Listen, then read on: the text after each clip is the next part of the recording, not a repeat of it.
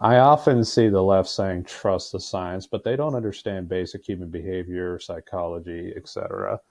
The reason being is they alienate a lot of people who would have otherwise have supported them, particularly white men. It's always white conservative male this, patriarchy that, etc. They want to make this one group the scapegoat, bash them every day, blame them for everything wrong in society because it offers a nice, simple solution to their problems if they can just overcome this one group of people. And then white men like me question whether or not they should continue supporting the cause of the left as a result of this. And now this makes the mission of the left 10 to 15 times harder than it originally was because now they got more of an opposition to deal with. And the left further exacerbates that opposition by calling these alienated people Nazis, saying, oh, this is how you always were, this is what you were always like, when in reality, these alienated people just got tired of their bullshit and just decided to either break away from the movement and switch sides. Now, the right, this makes easy recruitment for them because these souls are often vulnerable, depressed, etc., and confused because they were supposed to be supporting a cause, but all they're doing is getting bashed for it. And as a result, all the right has to do is reach out to them and use gentle language and stuff, promise camaraderie, and then they just reel them in like that, easy peasy.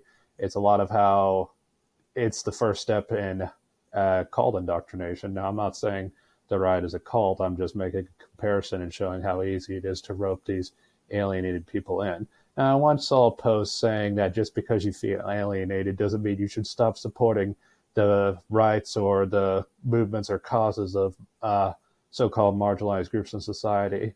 But at the same time, I'm not going to stand there and be your whipping boy, be your scapegoat, be blamed for everything, be called names, and just you expect me to stand for it. That's psychological abuse, man. Yeah, it sucks that you're going to potentially lose your rights somewhere down the road if we ever get to that point.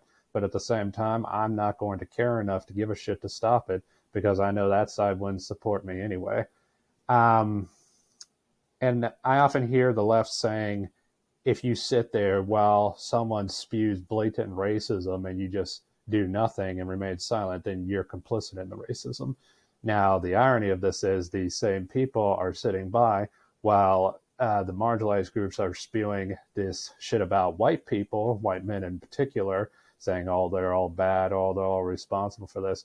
And they just are silent. They sit there and do nothing. So they're not really any different from that which they claim to oppose.